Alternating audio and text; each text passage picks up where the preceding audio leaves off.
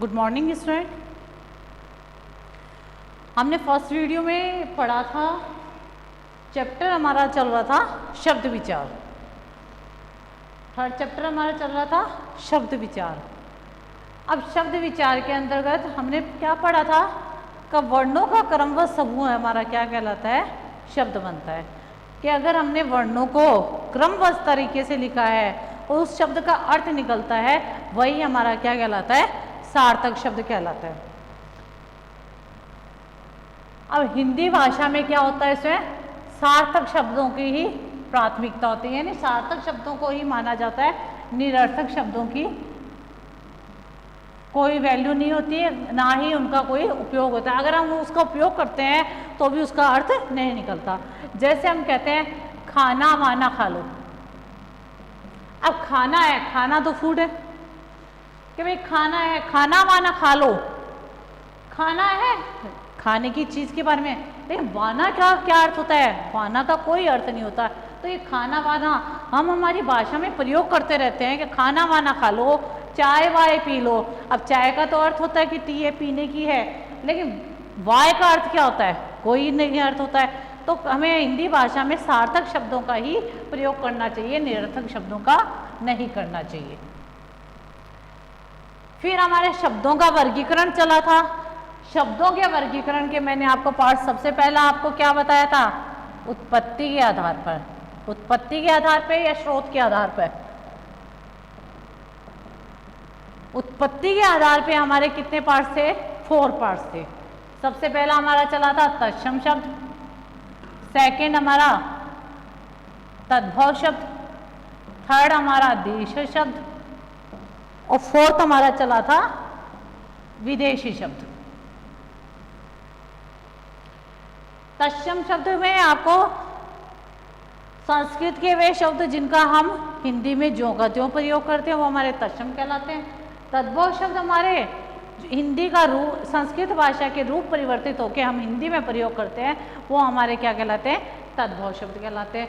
देश शब्द होते हैं हमारे क्षेत्रीय भाषा बोली के अकॉर्डिंग जो हमारी उपभाषा में शब्द आने लग जाते हैं, वो देश शब्द जब हम हिंदी में प्रयोग करने लग जाते हैं तो हमारे हिंदी भाषा के प्रयोग शब्द बन जाते हैं। उसके बाद हमारी विदेशी भाषाओं के शब्द जिनको हम हिंदी भाषा में प्रयोग करने लग गए हैं, वो भी हमारी हिंदी भाषा के शब्द बन चुके हैं। उसके बाद हमने सेकंड पढ़ा था रचना के आधार पर। रचना के आधार पर हमने तीन पार्ट्स पढ़े थे, रूढ़ शब्द, यौगिक शब्द और योग रूढ़ शब्द। 3 पार्ट्स पढ़े थे हमने। रूढ़ शब्द जिनके हम टुकड़े नहीं कर सकते हैं, और हम अगर उनके विभाजन या टुकड़ा करते हैं तो उन शब्दों का कोई अर्थ नहीं रहता है। यौगिक शब्द है वे शब्द जिनके हम खंड कर सकते हैं, टुकड़े कर सकते हैं, और उनका अर्थ भी अलग अलग निकलता है। योग रूढ़ शब्द क्या होते हैं, 2 शब्दों के मेल से बनते हैं, दोनों का अर्थ भी अलग अलग होता है, लेकिन वो क्या है, किसी नए अर्थ का ही प्रयोग होता है उसमें, या नए अर्थ के लिए किया जाता है। जैसे मैंने आपको इसमें बताया था पीतांबर। पीतांबर हो गया पीले वस्त्र धारण करने वाला या पीले वस्त्र पहनने वाला, लेकिन यहाँ पे हर व्यक्ति पीला वस्त्र पहनता है, वो पीतांबर नहीं होता है, बल्कि यहाँ पे श्री कृष्ण भगवान या विष्णु भगवान की ओर संकेत किया गया है। ये हमने योग रूढ़ शब्द में पढ़ा था। यौगिक शब्द में जैसे हमने पढ़ा था पाठशाला, हम इसका टुकड़ा करेंगे पाठ प्लस शाला। पाठ का अपना अलग होता है, शाला का अपना अलग होता है, तो दोनों का अर्थ अलग अलग निकलता है। ये दोनों ही हमारे सार्थक शब्द होते हैं। योग रूढ़ शब्द में हमने जैसे हमने पढ़ा था किताब। अब किताब का हम इसका विभाजन करते हैं, टुकड़ा करते हैं, की प्लस ताब भी हमने कर दिया, तो इन शब्दों का कोई अर्थ नहीं निकला। ये कोई शब्द नहीं है, बल्कि हमने वर्ण अलग शब्दों का कोई अर्थ नहीं निकल रहा, तो ये हमारे क्या है, निरर्थक शब्द है। तो रूढ़ शब्दों में हम शब्दों का विभाजन टुकड़ा नहीं कर सकते हैं। उसके आफ्टर स्टूडेंट है, नेक्स्ट हम पढ़ेंगे अर्थ के आधार पर। अर्थ के आधार पर आपको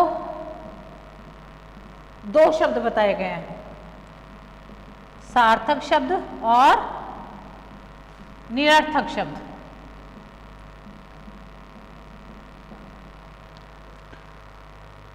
सार्थक शब्द हिंदी भाषा में जिन शब्दों का अर्थ होता है या जिन शब्दों का प्रयोग हम सही तरीके से करते हैं सार्थक शब्द कहलाते हैं। कि जिन शब्दों का अर्थ होना चाहिए, अगर उन शब्दों का कोई अर्थ नहीं निकलता है तो उनको हम हिंदी भाषा में प्रयोग तो कर लेंगे, लेकिन वो हमारे क्या बन जाते हैं, निरर्थक शब्द बन जाते हैं। जैसे सार्थक शब्द है हमारे इसमें, जैसे चाय है, चाय हमारा सार्थक शब्द है क्योंकि हमने एक पीने वाली लिक्विड चीज़ के बारे में बात की है। लेकिन वाय अगर हम प्रयोग करते हैं तो वो हमारा क्या कहलाता है, निरर्थक शब्द कहलाता है। तो अर्थ के आधार पर हमारे दो शब्द बताए गए हैं, सार्थक शब्द और निरर्थक शब्द है। हिंदी भाषा में निरर्थक शब्दों का कोई प्रयोग नहीं होता है, लेकिन व्यक्ति अपनी लैंग्वेज में इसको प्रयोग करता रहता है। क्या आना, जैसे मतलब कि आपको बताया गया चाय वाय पी लो, खाना वाना खा लो, है, तो ये शब्द है हम प्रयोग करते हैं लेकिन वो हमारी हिंदी भाषा के हिसाब से सही नहीं होते, इसलिए हमें सार्थक शब्दों का ही प्रयोग करना चाहिए। उसके बाद में हमारा नेक्स्ट है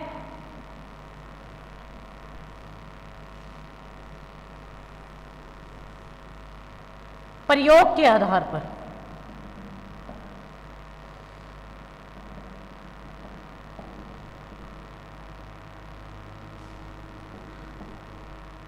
प्रयोग के आधार पर हमारे दो भेद बताए गए। फर्स्ट आपका है विकारी शब्द और सेकंड आपका दे रखा है अविकारी शब्द।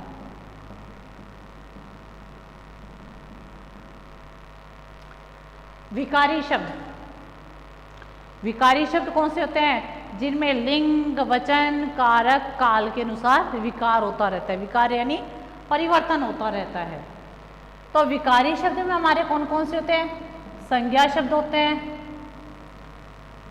सर्वनाम होते हैं, क्रिया के होते हैं और विशेषण होते हैं। ये चार हमारे क्या होते हैं, विकारी शब्द होते हैं। इनको हम विकारी शब्द क्यों बोलते हैं, हम इनको विकारी शब्द इसलिए बोलते हैं क्योंकि हमारे जो संज्ञा के शब्द होते हैं, अगर हमारी संज्ञा शब्द अगर हमारी पुल्लिंग की है तो उसकी क्रिया भी हमारी किस में आनी चाहिए, पुल्लिंग में आनी चाहिए।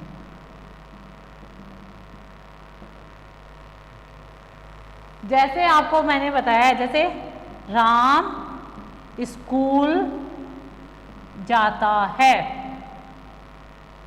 अब राम हमारा क्या है, पुल्लिंग का शब्द है, तो हमारी क्रिया भी किस में आई है, हमारी पुल्लिंग में आई है। अगर हमने यहाँ पे राम स्कूल जाता है की जगह अगर हमने इसकी क्रिया स्त्रीलिंग की लगा दी है तो ये हमारा वाक्य गलत हो जाता है। इसके लिए हमें क्या करना होता है, या तो हमें हमारे संज्ञा शब्द को बदलना होता है या हमारी क्रिया को बदलना होता है। जैसे अगर हमारी यहाँ पे क्रिया अगर हमारी स्त्रीलिंग की आ रही है तो हमारा यहाँ शब्द भी क्या आना चाहिए, स्त्रीलिंग का आना चाहिए। उसमें विकार उत्पन्न होता है यानी परिवर्तन किया जाता है। अगर हम परिवर्तन नहीं करेंगे तो इसमें हमारा वाक्य ही गलत हो जाएगा। जैसे हमने यहाँ पे हमारी क्रिया है स्त्रीलिंग की है तो हमने यहाँ पे हमारा शब्द ही संज्ञा शब्द क्या लगाया है, स्त्रीलिंग का लगा है। और अगर हमारे यहाँ पे पुल्लिंग की होती है तो हमें क्रिया भी क्या है, पुल्लिंग की ही प्रयोग में करनी पड़ती है। तो संज्ञा के अनुसार क्रिया में परिवर्तन होता है, क्रिया के अनुसार संज्ञा में परिवर्तन होता है, यानी विकार उत्पन्न होता है। उसके बाद में हमारे सर्वनाम के शब्दों के सर्वनाम के कारण भी हमें क्रिया से, जैसे हम सब, या ऐसे कर सकते हैं, मैं स्कूल जाती हूँ, मैं स्कूल जाती हूँ, हमारी क्रिया किस में आ रही है, स्त्रीलिंग में। तो यहाँ पे जो मैं शब्द दे रखा है वो किसका है, स्त्रीलिंग का। अब ये किससे पता चलता है, हमारी क्रिया से पता चलता है कि ये मैं स्त्रीलिंग का है या पुल्लिंग का। क्योंकि पुल्लिंग भी क्या करता है, मैं ही बोलता है अपने लिए, स्त्री जाति भी अपने लिए मैं ही बोलती है, लेकिन हमें क्रिया से पता चलता है कि ये मैं स्त्रीलिंग का है या पुल्लिंग का है। इनमें विकार होता रहता है। फिर हमारी क्रिया, क्रिया के अनुसार भी हमारा विकार होता है इसमें। जैसे हमारी क्रिया है स्त्री जाति की है, तो हमारा यहाँ पे क्या है, शब्द भी हमारा क्या है, स्त्री जाति का आना चाहिए। सीता स्कूल जाती है, तो क्रिया है उसमें भी परिवर्तन होता रहता है। और उसके बाद में हमारा विशेषण का है। अब विशेषता के कारण भी हमारी क्रिया में परिवर्तन होता रहता है। जैसे फूल बहुत अच्छा है, फूल अच्छा है। अब फूल क्या है हमारा, पुल्लिंग का शब्द है, तो हमारी विशेषता भी किस में आई है, पुल्लिंग में। अगर हम कह देंगे फूल अच्छी है, तो वो क्या हमारा सही है, नहीं। क्यों, क्योंकि फूल हमारा क्या है, पुल्लिंग का शब्द है, तो हमारी इसकी क्रिया में भी क्या है, परिवर्तन हुआ है। फूल अच्छा है, शोभा सुंदर लड़की है। अब हमारी लड़की है स्त्रीलिंग का शब्द है, तो हमारी यहाँ पे संज्ञा भी परिवर्तित हुई है। हम शोभा की जगह हम सुरेश नहीं कर सकते हैं। अब हमें विशेषता बताई जाती है। पुस्तक, पुस्तक हमारा किसका शब्द है, स्त्रीलिंग का। हम इसकी क्रिया क्या लगाएंगे, पुस्तक अच्छी है, ना कि पुस्तक अच्छा है। बैट अच्छा है, फल अच्छा है। तो बैट और फल है हमारे पुल्लिंग के शब्द है, तो हमारी इसकी विशेषता भी किस में आई है, पुल्लिंग में। पुस्तक हमारा स्त्रीलिंग का शब्द है, तो हमारी विशेषता भी किस में आई है, इसकी स्त्रीलिंग में आई है। तो संज्ञा, सर्वनाम, क्रिया, विशेषण, ये हमारे चार क्या है, ये चार हमारे क्या है, विकारी शब्द है। इनमें हमेशा परिवर्तन होता रहता है। जैसे हमारी संज्ञा है स्त्रीलिंग की है, तो उसकी क्रिया भी किस में आती है, स्त्रीलिंग में। अगर हमारा संज्ञा है, अगर हमारा स्त्रीलिंग का है, तो उसकी विशेषता भी किस में आती है, स्त्रीलिंग में आती है। अगर हमारा सर्वनाम है स्त्रीलिंग का है, तो उसकी क्रिया भी किस में आती है, स्त्रीलिंग में आती है। इसलिए हम इनको क्या करते हैं, विकारी शब्द, हमें विकार करना ही पड़ता है। और अविकारी शब्द क्या होता है इसे, जैसे हमारा क्रिया विशेषण। क्रिया विशेषण हमारा क्या है, अविकारी शब्द है, इसमें कभी परिवर्तन नहीं होता है। अब क्रिया विशेषण क्या होता है, वे शब्द जो क्रिया की विशेषता बताते हैं। अब क्रिया की विशेषता क्या होती है, जैसे चलना हमारा क्या है, क्रिया है, उसकी विशेषता क्या है, धीरे धीरे।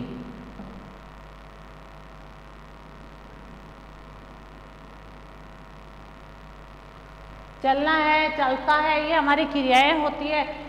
धीरे धीरे है, चलता की विशेषता है। अब हमने ये यहाँ लिखा है मोहन। मोहन हमारा क्या है, पुल्लिंग का शब्द है, उसकी क्रिया किस में आई है, पुल्लिंग में आई है। उसकी विशेषता क्या आई है, धीरे धीरे। मोहन की जगह हमने क्या कर दिया, मोहिनी। मोहिनी क्या है, मोहिनी धीरे धीरे चलती है। अब आपने देखा इसमें मोहन का हमने मोहिनी कर दिया, मोहिनी करते हमारा ये क्या हो गया, स्त्रीलिंग शब्द हो गया। स्त्रीलिंग शब्द होते ही हमारी क्रिया भी परिवर्तित हो गई है, लेकिन जो हमारी क्रिया की विशेषता थी वो वैसी की वैसी ही रही है, उसमें कोई परिवर्तन नहीं हुआ है। तो ये कहा जाता है कि संज्ञा के कारण क्रिया में परिवर्तित होता है, तो हमारे विकारी शब्द बन जाते हैं। लेकिन अगर क्रिया विशेषण है, यानी क्रिया की विशेषता हमने क्या बताई है, चलने की क्या विशेषता बताई है, धीरे धीरे, तो ये क्रिया विशेषण में कोई परिवर्तन नहीं हुआ है, तो ये हमारे क्या है, अविकारी शब्द है। अब हमने एक वचन की जगह बहुवचन कर दिया। हम सब धीरे धीरे चलते हैं। अब हमने यहाँ पे क्या लगाया है, एक वचन के स्थान पे हमने क्या कर दिया है, बहुवचन कर दिया। बहुवचन करने के बाद में हमारी क्रिया भी परिवर्तित हो गई है, लेकिन जो हमारी क्रिया की विशेषता है वो वैसी की वैसी रही है, उसमें कोई परिवर्तन नहीं हुआ है। इसलिए हमारा क्रिया विशेषण क्या है, अविकारी शब्द।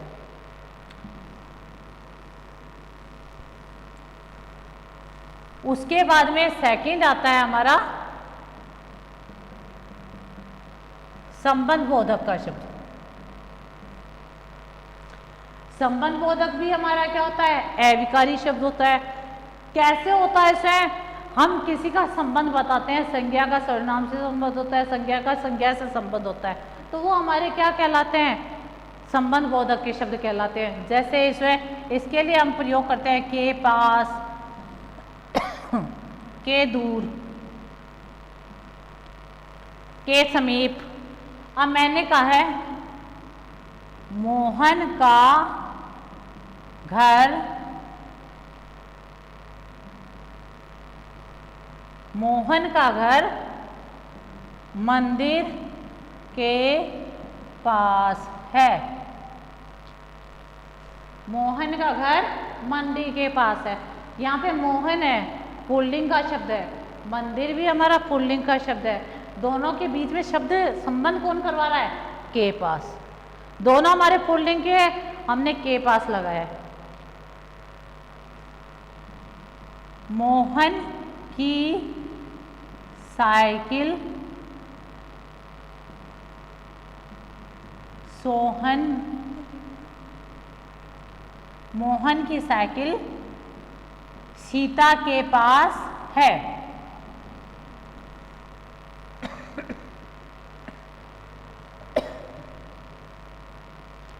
मोहन की साइकिल सीता के पास है। अब आपने देखा इसमें मोहन हमारा पुल्लिंग का शब्द है, साइकिल हमारा स्त्रीलिंग का शब्द है, सीता भी हमारा स्त्रीलिंग का शब्द आ गया, लेकिन जो के पास शब्द है वो हमारा वैसा का वैसा रहा है, कोई परिवर्तन नहीं हुआ है।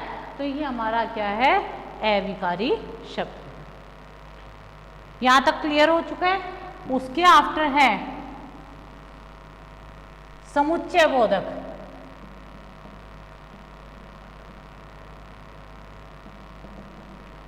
समुच्चय बोधक शब्द कौन से होते हैं, जोड़ा बनाने के लिए, दो शब्दों के बीच में जोड़ा बनाने के लिए जिन शब्दों का प्रयोग किया जाता है वो समुच्चय बोधक के शब्द होते हैं।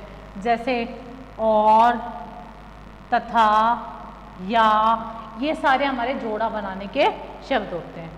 ये भी अगर हमारे चाहे स्त्रीलिंग का शब्द हो, चाहे पुल्लिंग का हो, चाहे एक वचन हो, चाहे बहुवचन हो, वो हमारे समान ही रहते हैं।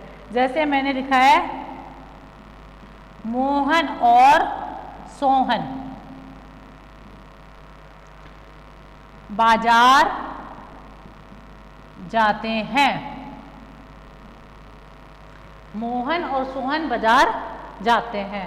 अब हमने समुच्चय दोनों का जोड़ा बनाने के लिए कौन सा शब्द प्रयोग किया है, और। ये भी पुल्लिंग का शब्द है, ये भी पुल्लिंग का शब्द है। हमने इन दोनों के बीच में जोड़ा बनाने के लिए और शब्द प्रयोग किया है। वैसे ही मैंने लिखा है मोहन और राधा बाजार जाते हैं। अब आपने देखा इसमें मोहन हमारा पुल्लिंग का शब्द है, राधा हमारा स्त्रीलिंग का शब्द है। दोनों आ गए बहुवचन हो गए, हमारी क्रिया चेंज होगी किसमें, बहुवचन में। लेकिन जो हमारा और शब्द है वो वैसा का वैसा ही है, इसमें कोई परिवर्तन नहीं हुआ है। इसलिए ये हमारा समुच्चय बोधक का शब्द है, ये हमारा अविकारी शब्द है कि चाहे हमारा पुल्लिंग का शब्द हो चाहे स्त्रीलिंग का हो, जिन शब्दों में परिवर्तन नहीं होता वो हमारे क्या कहलाते हैं, अविकारी शब्द कहलाते हैं। उसके आफ्टर हमने पढ़ा है विस्मयादि बोधक शब्द। विस्मयादि बोधक शब्द होते हैं वे शब्द जो आश्चर्य, दुख, घृणा, क्रोध, इनमें प्रयोग किए जाते हैं। जैसे आपने कहा है दुख के लिए हाय, हमने दुख प्रकट किया है हाय कुत्ता मर गया, हाय कुत्ता मर गया।